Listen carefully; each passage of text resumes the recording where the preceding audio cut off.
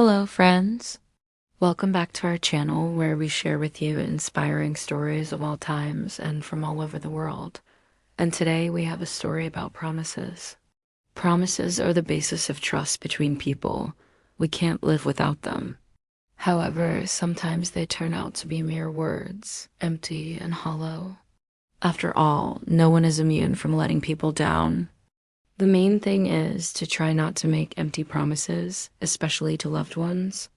But our heroes will have to learn this truth the hard way. Once upon a time in a small town, there lived two young men who were the best of friends. They did everything together, and their friendship was an example for everyone else.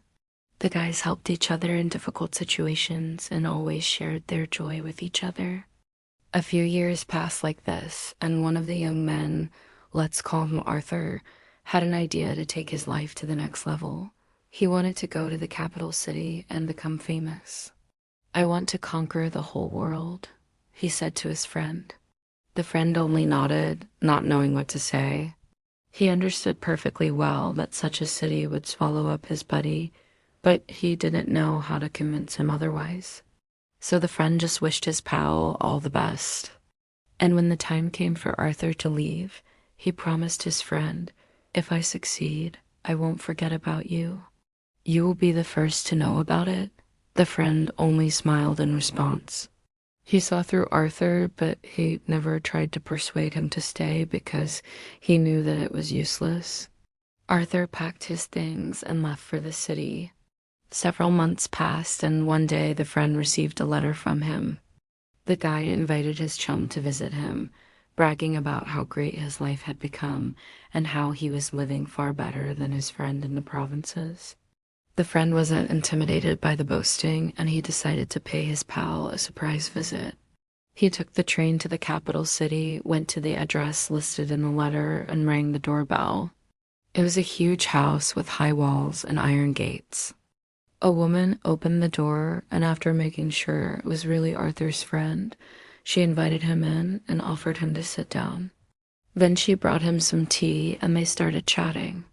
The friend tried to find out how Arthur was doing, but the woman kept dodging the question, saying something along the lines of, "Oh, your friend is so busy now. He has no time for nonsense. I don't know when he'll be free." The friend was already suspecting that something was wrong, and he insisted on speaking to Arthur himself. At that moment, the woman suddenly got very nervous.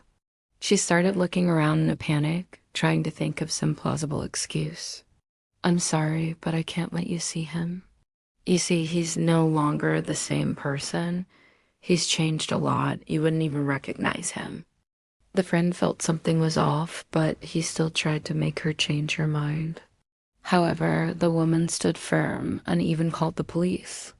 When the officers arrived, they told the friend that they had no right to keep him on the premises and ordered him to leave. Once he was outside, the friend noticed that all the windows on that street were tinted, and when he looked through them, he could make out silhouettes of people inside, people who looked miserable and haggard. At that point, the friend realized that his buddy wasn't doing well at all. Arthur had probably fallen for the trap of show business. All the friend could do now was to go back home and wait for his friend to write. This is exactly what he did, although several years passed before he received the next letter. When the friend finally got it, he was already married and working at that point. His wife read the letter and burst into tears. The friend asked what was wrong, and she handed him the letter. The friend couldn't believe his eyes. It was Arthur asking him for money. He wrote that he was having a hard time and needed financial help. The friend didn't hesitate for a second. He immediately gave his wife some cash and went to the post office. He wanted to send the money to his friend as soon as possible. However, when the clerk found the address on the envelope, he said that it was invalid and suggested checking the spelling. When the friend began reading the address out loud, he noticed that it was his own address. It dawned on him that his friend had written a letter to him asking for money, but then he deliberately changed the address and sent it to his own home. At that moment, the friend understood everything. Arthur wanted to get his hands on his money. But why? Why did he need his money? The friend returned home and asked his wife to give him some more cash. He gave the clerk the money and instructed him to transfer it to the person whose name was written on that envelope. "Wait a minute," the clerk said. "Isn't this your friend?" "Yes," replied the friend. "Well, then I have to tell you that he's been here several times already. He even stayed in the hotel across the street. And every time he comes, he asks me to hand over the letter to you. I tell him that you're not here, and he leaves disappointed." At that point, the friend realized what kind of person his buddy had become. Now, all these years, Arthur had been writing letters to him and had been coming to see him, but the friend had no idea. He had been living just across the street all this time. But why did Arthur behave this way? What did he expect from him? The friend immediately went to the hotel across the street, but Arthur was gone. All the guy found there was a pile of empty envelopes with the friend's address on them. At that moment, the friend understood that his friend was dangerous. He was a manipulator who used people to achieve his goals. No wonder the woman had said that Arthur wasn't the same person anymore. He had indeed changed a lot. The friend threw away those letters and never contacted Arthur again. Perhaps he hoped that the friend would pity him or give him some money. Maybe he thought their friendship meant something, but Arthur was wrong. Their friendship had died a long time ago. In fact, it had died when Arthur left for the city. As for the friend, he continued living his quiet and simple life. He worked, then retired and spent his old age with his wife, remembering the time when he had a real friend.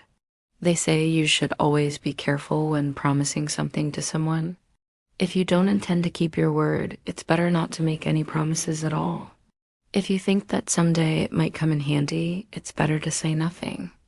There are many cases in life when people regret making promises. After all, they can be a boomerang. One day they may return to their owner, and then it will be too late to hide. And that's all for today. And if you like this story, please give us a like and subscribe. Also check out our other videos, which we know you'll love just as much. Thank you for watching and see you soon. Bye.